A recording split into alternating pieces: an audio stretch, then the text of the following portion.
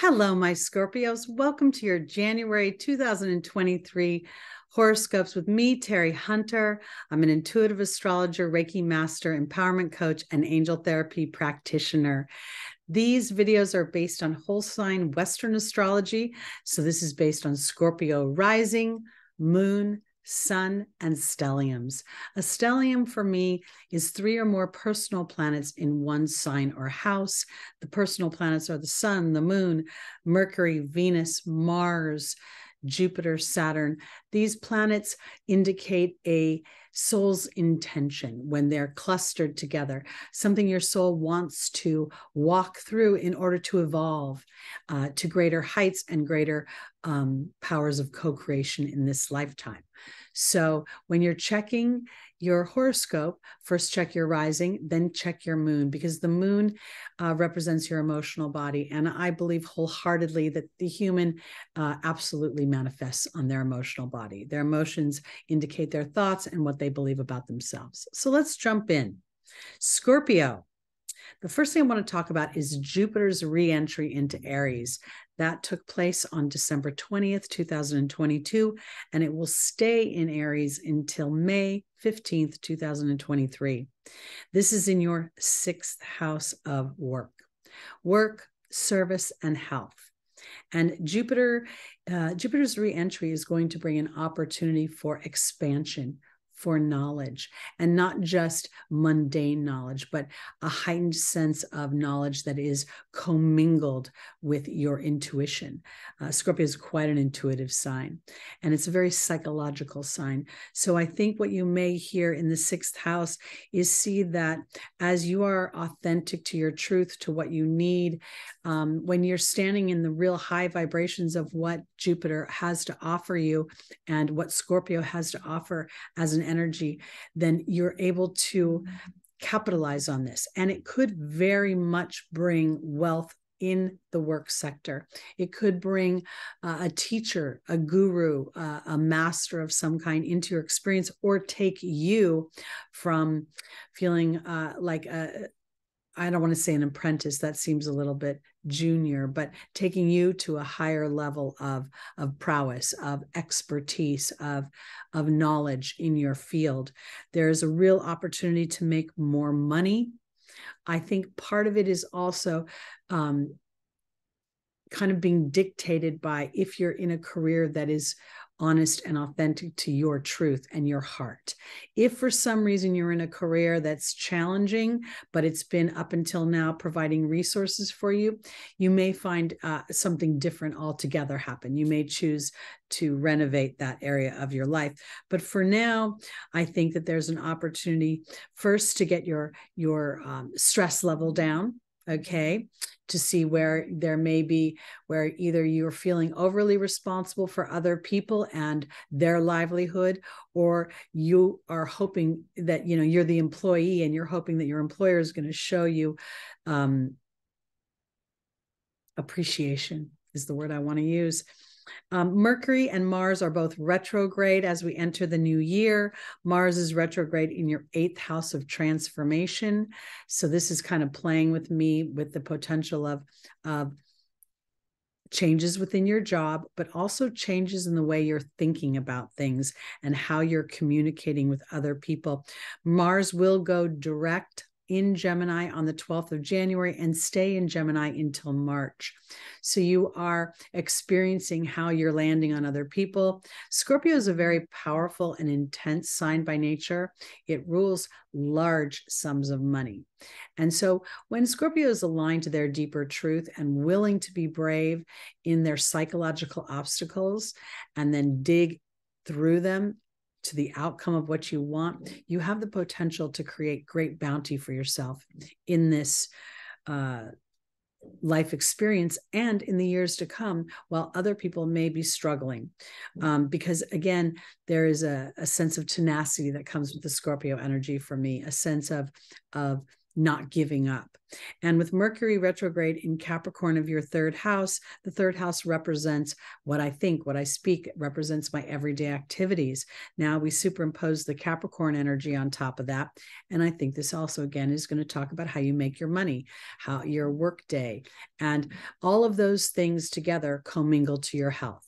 So I want to offer it this way. The Mercury retrograde is giving you an opportunity to look at the structure of your third house activities, where you're working, if it's supporting what you want, if you're meeting the right people to support the future of your growth. And if for some reason you're finding none of that happening, because again, Mars now is going through Gemini in your 8th house of transformation, there is the potential that a position may transform into something else, or you may discover that you want to birth something more palatable to you in your work environment, which then affects your stress in a more positive way, which then affects your health in a more positive way. When I look at this house structure of what's going on with Jupiter being in your 6th house of stress and health, and the 3rd house, Capricorn, Mercury being in Capricorn, representing building structure in your everyday life, I feel as if there's the potential that you may have started certain endeavors with one viewpoint, like I'm going to work super hard, and when they see how hard I work, they're going to reward me for that. And maybe none of that happened, because Mars retrograding in Gemini is really pulling everything back, meaning it's slowing it down. It's putting a frustrated energy, and Mars is your co-ruler. So we're seeing this strong ruling energy asking for transformation in your everyday activities based on what you think.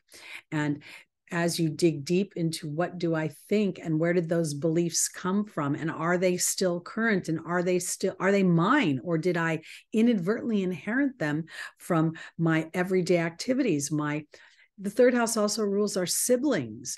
So, oftentimes parents inadvertently will do things like, this is my dutiful child, this is my troublesome child, this is my blah, blah, blah child. You'll see on TikTok all the time, they do these videos where they'll be like, that first child is like perfect, and then the second child's a wild card, and they show a kid running around like cuckoo.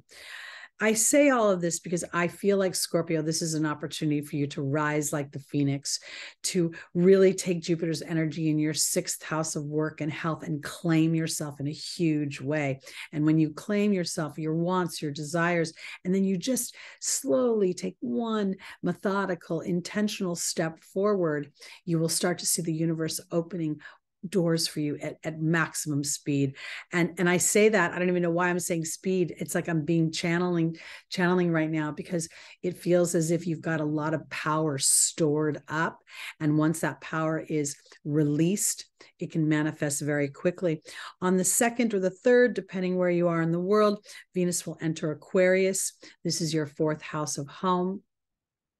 And I believe that this gives you an opportunity to really liberate yourself again from the original imprint that you may have gotten from your family dynamic.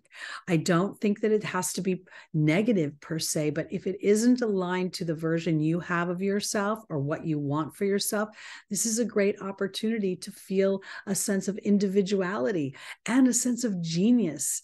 The Venus is about my skills, about my voice. She rules my relationships, but she also rules my possessions.